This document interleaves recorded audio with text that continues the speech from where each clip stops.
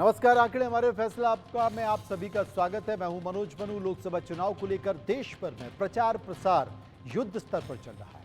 सभी राजनीतिक दलों ने प्रचार में पूरी ताकत झोंक दी है। आज हम आपको चंडीगढ़ सीट के बारे में बताएंगे। अपनी खूबसूरती और साफ सफाई के लिए चंडीगढ़ शहर जाना जाता है। केंद्र शासित प्रदेश होने के साथ साथ पंजाब और हरियाणा की साझा राजधानी भी है। दो राज्यों की राजधानी होने के कारण शहर की अहमियत और ज्यादा बढ़ जाती है। निर्वाचन आयोग की ओर से जारी कार्यक्रम के अनुसार चंडीगढ़ सीट पर लोकसभा चुनाव 2024 के लिए 1 जून को 7वें चरण में मतदान होगा। नतीजों की घोषणा 4 जून को ही की जाएगी। राजनीतिक तौर पर इस सीट पर कांग्रेस और बीजेपी का ही दबदबा रहा है। 1996-1998 लोकसभा चुनाव में बीजेपी ने सत्यपाल जैन यहां से सांसद रहे हैं। फिर 1999 से लेकर 2009 तक के लोकसभा चुनाव में कांग्रेस से पवन कुमार बंसल यहां पर सांसद बने और फिर 2014 से 2019 के चुनाव में बीजेपी से किरण खेर यहां से सांसद बनी। लेकिन पार्टी ने मौजूदा सांसद किरण खेर का टिकट काटते हुए इस बार संजय टंडन को उम्मीदवार बनाया है। चंडीगढ़ लोकसभा में कुल वोटर्स की संख्या 6 करोड़ 5 लाख है, जिसमें से पुरुष मतदाता 51% है, महिला मतदाता 49% है और यहाँ के 100% मतदाता शहरी हैं। इस लोकसभा चुनाव में कई ऐसे मुद्दे हैं जो वोटर्स के लिए काफ़ी अहम हैं।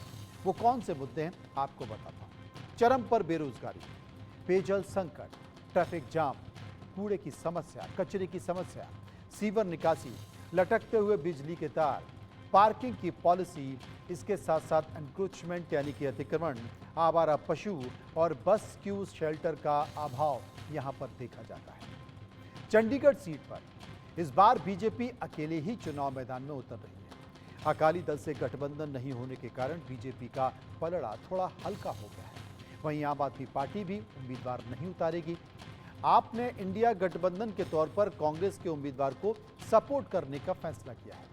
कांग्रेस की ओर से अभी तक प्रत्याशी की घोषणा नहीं की गई है। नामों पर मंथन चल रहा है कि किसे खड़ा किया जाए और किसे नहीं।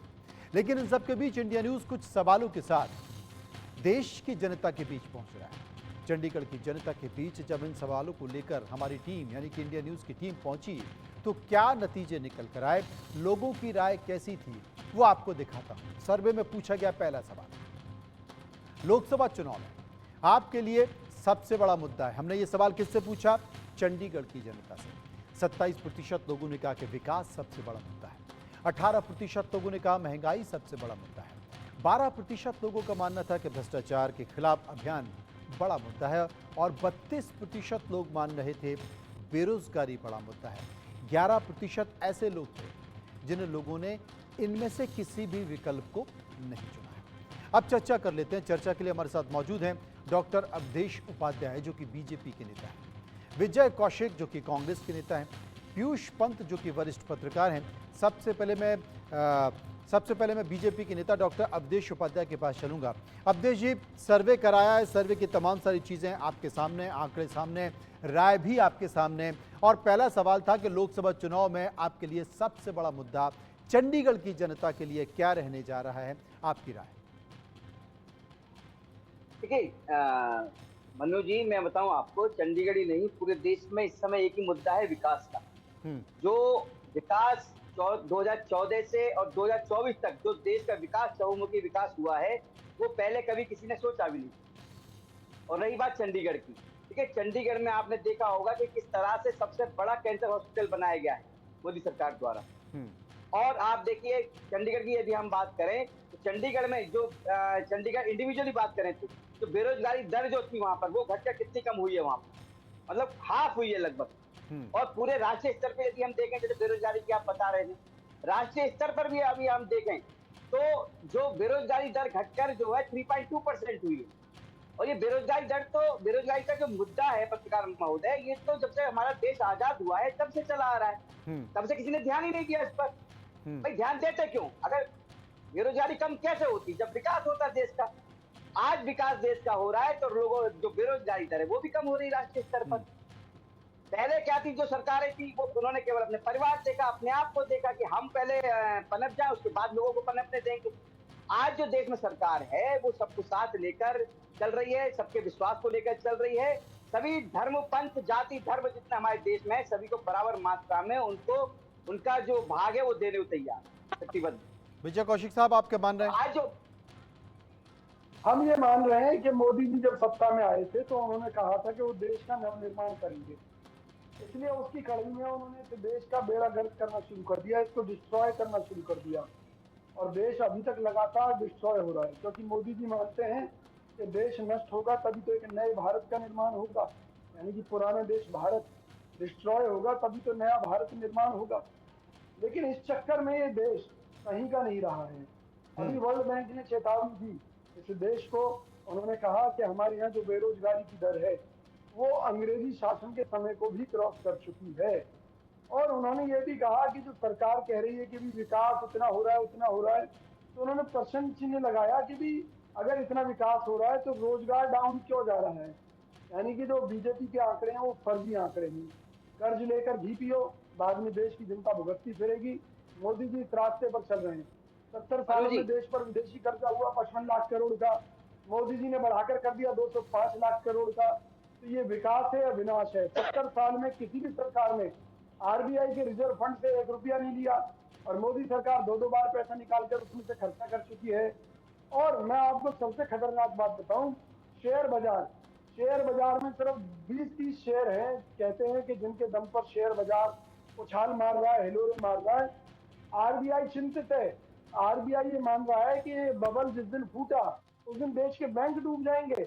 और ये जो सेंट्रलाइजेशन किया था ना बैंकों का, माननीय मोदी जी ने केवल अपने घोटालों को छिपाने के लिए, क्योंकि आधे बैंक डूबने जा रहे थे, उन्होंने फायदे वाले 3 बैंकों के साथ 3 घाटे वाले मर्ज कर दिए ताकि इनके घोटाले छुपे रहें।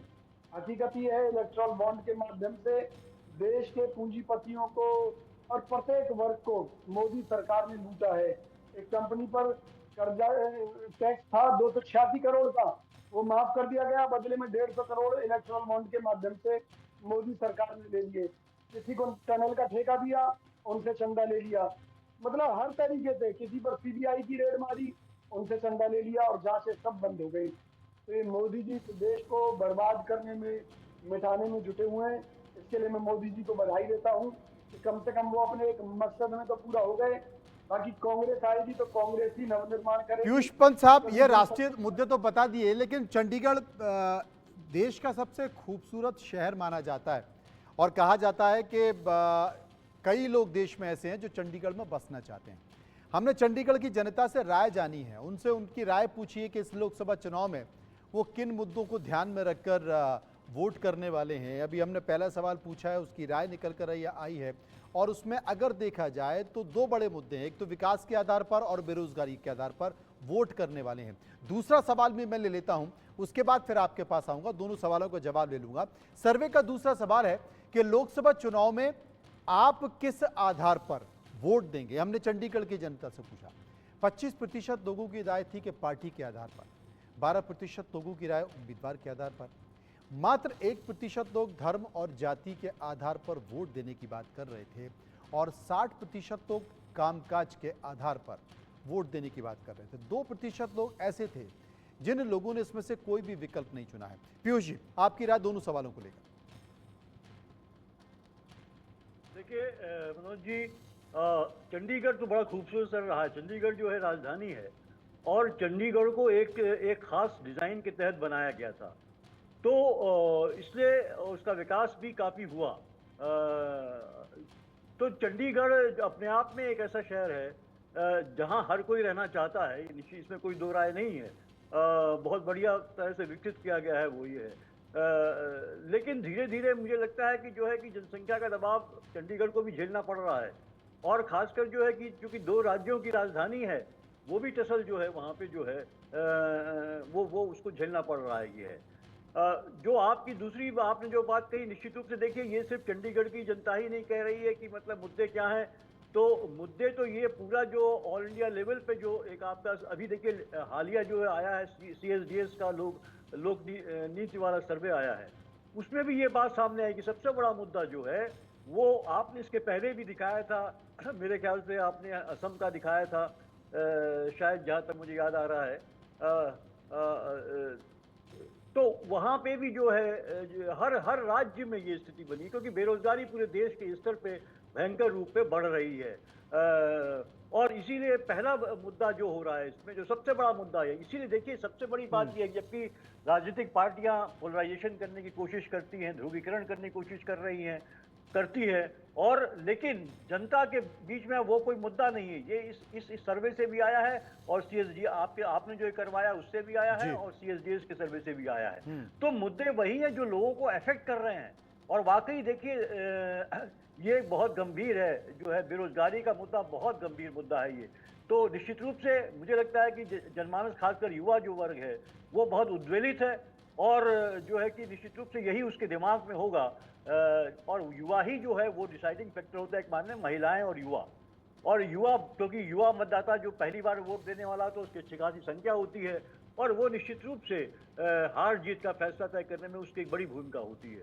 तो मुझे लगता है ये बड़ा उसके दिमाग सवाल है। में जी, ये बड़ा सवाल है। हमारे साथ बीजेपी नेता अवधेश उपाध्याय मौजूद हैं। अवधेश साहब, हर सर्वे में एक चीज़ तो हम देख रहे हैं, किसी भी राज्य का जो सर्वे हम कर रहे हैं उसमें बेरोजगारी एक बड़ा मुद्दा हो रहा है।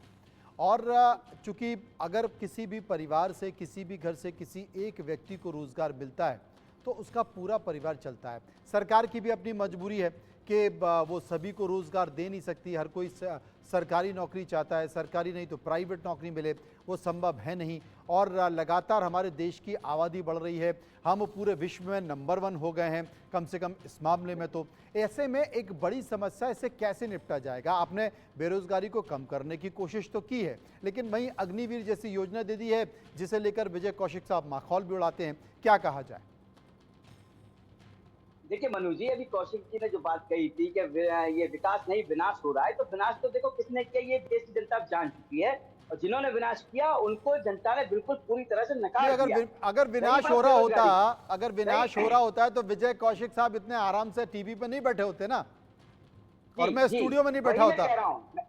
मैं वही कह रहा हूँ, जिन्होंने विनाश किया था 70 साल में देश का, उनको जनता नकार चुकी है। बेरोजगारी के ऊपर आ रहा हूँ विजय कौशिक साहब, आपके पास आता हूँ। बेरोजगारी का जो मुद्दा है उस पर बात मैं कर रहा हूँ, मैं इसको नकार नहीं रहा। बेरोजगारी मुद्दा एक गहन मुद्दा है, गंभीर मुद्दा है, और ये अब से नहीं है, जब से हमारा भारत देश आजाद हुआ है तब से ही है। लेकिन आपने देखा ये 2014 में जो से है, लेकिन कांग्रेस वही तो पूछ रही है कि आपने 2 करोड़ नौकरियां देने का वादा किया था ना, रोजगार देने का वादा किया। मैं उसी पर आ रहा हूँ। 2014 में जो बेरोजगारी दर 7% थी, वो घटकर 3.2% अब हुई। आज हमारा देश स्मार्ट मैन्युफैक्चरिंग, जो स्मार्ट मोबाइल फोन है उसका मैन्युफैक्चरिंग का नंबर 1 है पूरे विश्व पटल पर। आज हमारे देश में जो डिफेंस के बड़े बड़े हथियार हैं हम खुद बना रहे हैं, और बना रहे हैं और देशों को भी दे रहे हैं। आप समझिए बात। तीसरी बात, आप ये देखिए, बेरोजगारी जो दर है उसको कम करने के लिए केंद्र सरकार 24 घंटे कार्यरत है, और आने वाले समय में आपको आश्वस्त करता हूं कि आने वाले समय में जो 3.2 बेरोजगारी दर है ये इससे कम होगी, क्योंकि जिस तरह से हमारे देश में मुझे लगा पता नहीं आप कहने वाले थे 0 हो जाएगी। विजय कौशिक साहब जवाब दीजिए। चलते जो है बेरोजगारी दर अपने आप कम हो जाएगी। लेकिन आप ये समझिए, जो विपक्षी दल है ना, उनको ये दिखाई नहीं दे रहा है। उनको क्या दिखाई दे रहा है? अब विजय कौशिक क्या दिखा रहे हैं, एक बार सुन लेते हैं। अब विजय कौशिक क्या दिखाना चाह रहे हैं, एक बार इसे सुन लेते हैं। हाँ कौशिक साहब बताएं। मोदी सरकार के पास देश की सीमाओं की रक्षा करने के लिए परमानेंट सैनिक भर्ती करने के लिए भी पैसा नहीं है, इसलिए मोदी सरकार मजबूरी में अग्निवीर योजना लेकर आई। पहली बात। दूसरी बात यह है कि आप किसी मोर्चे पर देख लीजिए, चाहे व्यापार घाटे की बात हो, चाइना के साथ व्यापार घाटा $100 अरब को क्रॉस कर चुका है। विदेशी चरम पर है, ये सब जानते हैं। तो हमारे पड़ोसियों के साथ संबंध है, सबके साथ संबंध खराब हो चुके हैं। विरोधी गतिविधियों में शामिल रहते हैं, चाइना हो, पाकिस्तान हो, सबका जो साथ है वो कांग्रेस के साथ रहता है। अमेरिका हमारे देश जान चुका है, पूरा विश्व जान चुका है। अवधेश जी देखिए, विजय कौशिक साहब ने आपकी बात को सुने, जब तक आप उनकी बात सुनेंगे नहीं ना, काउंटर नहीं कर पाएंगे, इसलिए एक बार सुन लीजिए, शोर में सुनाई नहीं पड़ता है। देखिए हकीकत ये है, मोदी सरकार ये कहती है कि हमारे पास तो इतना जीएसटी आ रहा है। अरे भाई, पहले 100 चीजों पर जीएसटी लगता था, आज 500 चीजों पर आपने जीएसटी लगा दिया, तो भैया जीएसटी तो कलेक्शन आएगा ही आएगा आपके पास। पहले 100 रुपए की चीज मिलती थी, उसके ऊपर 18% या 28% जीएसटी था। आज वो 100 रुपए की चीज महंगाई के चलते 300 रुपए की हो गई, तो आपका तो टैक्स कलेक्शन ज्यादा आएगा ही आएगा। जबकि तेल घटी है, ऑन रिकॉर्ड घटी है लोगों की, लोग परेशान हैं। एजुकेशन कितनी महंगी हो गई मोदी राज में। मोदी सरकार आज शराब से कितनी कमाई कर रही है। ये जो गांधी जी की बात करते हैं मोदी जी, भाई आप शराब बेचकर कमाई कर रहे हैं, लोगों को शराब से बीमार कर रहे हैं, आयुष्मान कार्ड का आप झांसा दे रहे हैं, जबकि जो व्यक्ति मेडिक्लेम करा रहा है उसके ऊपर आप आपकी जीएसटी सभी ले रहे हैं। बातों से कौशिक भाई साहब मैं समझ रहे हैं? सहमत हूं, आपकी सभी बातों से सहमत हूं, ये तमाम सारी चीजें हुई हैं, लेकिन देश में एक सत्यता क्या है जानते हैं आप? किसी भी तरह की गाड़ी, चाहे वो 2 पहिया हो या 4 पहिया हो, मार्केट में लॉन्च होती है उसके पहले उसकी वेटिंग शुरू हो जाती है। इस सत्यता को भी अब समझना इसका होगा। जवाब आपसे ले जवाब लूंगा मैं। सर्वे का तीसरा सवाल ले लेता हूं, आपके पास मैं आऊंगा, रुकिए आप। मैंने एक छोटा सा उदाहरण दिया है बतौर प्रधानमंत्री। सर्वे का तीसरा सवाल कि बतौर प्रधानमंत्री नरेंद्र मोदी का कामकाज कैसा है? 23% लोगों ने कहा खराब है, 37% लोगों ने कहा कि अच्छा है, 32% लोगों ने कहा बहुत अच्छा है और 8% लोग इस पर कुछ भी कहना नहीं चाहते। पीयूष पंत साहब के पास चलते हैं। पीयूष जी, ये सवाल हमने इसलिए पूछा है क्योंकि चंडीगढ़ की जनता से पूछा है, बीजेपी ने देश के प्रधानमंत्री नरेंद्र मोदी को सामने रखा है, केंद्र सरकार के कामकाज को सामने रखा है और इसके पहले जो हमने सर्वे कराया था उसमें 60% लोग ऐसा मान रहे थे कि कामकाज के आधार पर वोट देंगे, 60% लोगों ने।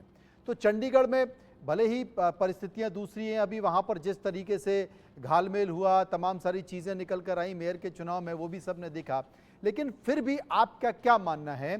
चंडीगढ़ की जनता अगर कामकाज के आधार पर वोट दे रही है और देश के प्रधानमंत्री नरेंद्र मोदी के कामकाज के बारे में जब हमने पूछा तो 37% लोग कह रहे हैं अच्छा और 32% लोग कहते हैं बहुत अच्छा, मात्र 23% लोग कहते हैं कि खराब। क्या कहेंगे? देखिए, ये तमाम परेशानियों के बावजूद इसमें कोई दो राय नहीं है कि लोगों की महंगाई बढ़ने के बावजूद, महंगाई को जो एहसास वो कर रहे हैं, उसके बावजूद, बेरोजगारी बढ़ती दर के बावजूद, लोग जो नरेंद्र मोदी जी की जो लोकप्रियता वो अभी लोगों के बीच में है और खासकर शहरी इलाकों में ज़्यादा है। क्योंकि देखिए, एक कारण और भी इसका मैं देखता हूं कि जो वेल अर्निंग जो क्लास है ना, वो जिसके लिए उतनी पिंच नहीं है महंगाई करती। जो आपने गाड़ियों की बात करी, जैसे निश्चित रूप से आप देखिए क्यों लगी हुई है गाड़ियों के लिए, नई नई गाड़ियां आ रही, खरीदी जा रही हैं, तो वो कह सकते हैं कि कहाँ महंगाई है, कहाँ वो बेरोजगारी है। निश्चित रूप से 1% जो नागरिक इस देश का नागरिक है वो निश्चित रूप से अमीर है और अमीर हो चला जा रहा है वो, और उस पर ज़्यादा रिसोर्सेज उसके हाथ में आ रहे हैं। वही क्लास है, वही जो देखिए कि आईटी सेक्टर का क्लास है, जो सीईओ बड़े बड़े उसमें कंपनी में काम कर रहा है, अच्छे सैलरी मिल रही है। आप जैसे लोग जो हैं, जो चैनल्स में हैं कि बड़ी पोस्ट में हैं, उनकी सैलरी मिल रही है, लेकिन आप ही के यहाँ जो दूसरे कार्य करने वाले छोटे स्तर पे होंगे उनको कितनी मिल रही होगी? क्या वो अफोर्ड कर पाएंगे? तो वो क्लास जो है शहर में बसता है। चंडीगढ़ तो वैसे भी ऐसे लोगों की नगरी है जहाँ वेल ऑफ लोग ज़्यादा रहते हैं वहाँ पे। तो ये निश्चित रूप से इसीलिए नरेंद्र मोदी जी तमाम जो हालात बिगड़ रहे हैं आर्थिक रूप से, जो आंकड़े ये दिखा रहे हैं कि किस तरह से चीज़ें अब आउट ऑफ कंट्रोल, यानी जीडीपी तमाम कहने के बावजूद जो है 7 के ऊपर जा नहीं पा रही। अभी भी एक कल ही मैं देख रहा था, एक एजेंसी ने ये बात कही है, हाँ एडीबी ने, शायद एशियन डेवलपमेंट बैंक ने ये बात कही है कि जो है कि वो 7% ही जो है जीडीपी की उम्मीद है भारत की होने की। तो ये तमाम चीज़ें हैं, पर कैपिटा इनकम घट रही है, ये तमाम, उसके बावजूद नरेंद्र मोदी जी लोकप्रिय हैं, इसमें कोई दो राय नहीं है। और शहर में, ग्रामीण इलाके से ज़्यादा वो शहर में ज़्यादा, ग्रामीण में ज़्यादा पिंच महसूस हो रहा है लोगों को। वहाँ बेरोजगारी ज़्यादा महसूस हो रही है, महंगाई ज़्यादा महसूस हो रही है वहाँ पे उस तरह का विकास जो है सही मायने में पहुँच नहीं रहा है। तो मुझे लगता है कि इसमें कोई दो राय नहीं है कि आज भी जो है नरेंद्र मोदी जी लोकप्रिय नेता हैं और जनता जहां तक उनका नाम। विजय जी देखिए, जो बातें पीयूष जी ने कही है मैं उसे आगे बढ़ाता हूं। आपको याद होगा अटल बिहारी वाजपेयी की सरकार थी, इंडिया शाइनिंग था, और इंडिया शाइनिंग होने के बावजूद भी वो सरकार बीजेपी की, एनडीए की चली गई। लेकिन 2014 में एनडीए की सरकार बनी, प्रधानमंत्री नरेंद्र मोदी। 2019 में एनडीए की सरकार बनी, प्रधानमंत्री नरेंद्र मोदी। 2023 में यानी कि तीसरा टर्म आप सोचिए तीसरे टर्म के बाद तो आप लोगों में उफान आ जाना चाहिए, कांग्रेस में उत्साह आ जाना चाहिए और आपको बहुत कुछ करने के लिए नहीं रहना चाहिए। जितनी कि आप बातों का जिक्र कर रहे हैं, उसके बावजूद भी आज किसी भी राजनीतिक पंडित से चर्चा कर लीजिए, कांग्रेस के नेताओं से चर्चा कर लीजिए, वो आज भी ये कहते हैं कि साहब हम कमजोर हैं और आज भी बीजेपी आगे है और संभवतः माना जा रहा है कि नरेंद्र मोदी तीसरी बार प्रधानमंत्री बन जाएंगे। विजय जी, आप इस बात को मानते हैं कि नहीं मानते हैं? अगर ये है तो फिर आपकी बातें सच हैं या झूठ? सुनिए, मैं आपकी बात का एक एक बात का जवाब दे देता हूँ और हाँ। जल्दी से दे देता हूँ। देखिए, लेकिन पहले आपके एक सवाल का जवाब देना चाहता हूँ। पिछले दिनों नोएडा में एक डॉक्टर ने 7वें 8वें फ्लोर से कूदकर आत्महत्या कर ली थी, जबकि उसके पास BMW जैसी गाड़ियां थी। तो आज देश के अंदर एक सबसे बड़ा ट्रेंड हो रहा है कर्जे की जिंदगी का।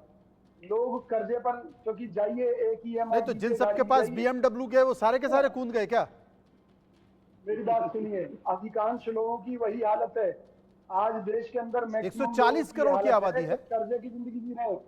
फ्लैट कर्जे का, गाड़ी कर्जे की, जितनी भी चीजें हैं वो EMI पर, और जिस दिन उनके कोई सिस्टम में प्रॉब्लम आती है उन्हें आत्महत्या ही करनी पड़ती है। याद रखना, जिसे देश की 225 करोड़ जनता में 81 करोड़ लोग सरकार के 5 किलो गेहूं पर जिंदा है, जिसे देश के आंकड़े बताते हैं कि 45 करोड़ लोगों ने रोजगार ढूंढना बंद कर दिया है, जिसे देश के आंकड़े ये बता रहे हैं कि वर्ल्ड बैंक चेतावनी देने पर मजबूर है कि 46% को क्रॉस कर चुकी है आपकी बेरोजगारी दर, अंग्रेजों के समय को भी मात दे दिया, जिसे देश में अरावली की श्रृंखलाओं का दोहन करने के लिए अंग्रेजों के बनाए कानून को भी बदल कर सरकार उनका दोहन करने में जुट जाती है, जहां हर काम में इलेक्ट्रल बॉन्ड के माध्यम से रिश्वत का पैसा लिया जा रहा है। विजय जी, आपके आत्मविश्वास की दाद देनी पड़ेगी। आप थकने को तैयार नहीं है अभी भी, आप बिल्कुल थकने को तैयार नहीं है। भले ही कांग्रेस के कई सारे ऐसे सांसद हैं जो टिकट तो मिल गया है, लड़ना नहीं चाह रहे।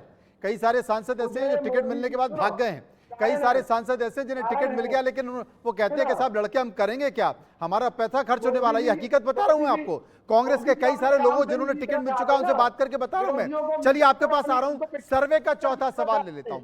आपके पास आ रहा हूं, सर्वे का चौथा सवाल ले लेता हूं। लोकसभा चुनाव में मोदी फैक्टर कितना काम करेगा? हमने चंडीगढ़ की जनता से पूछा।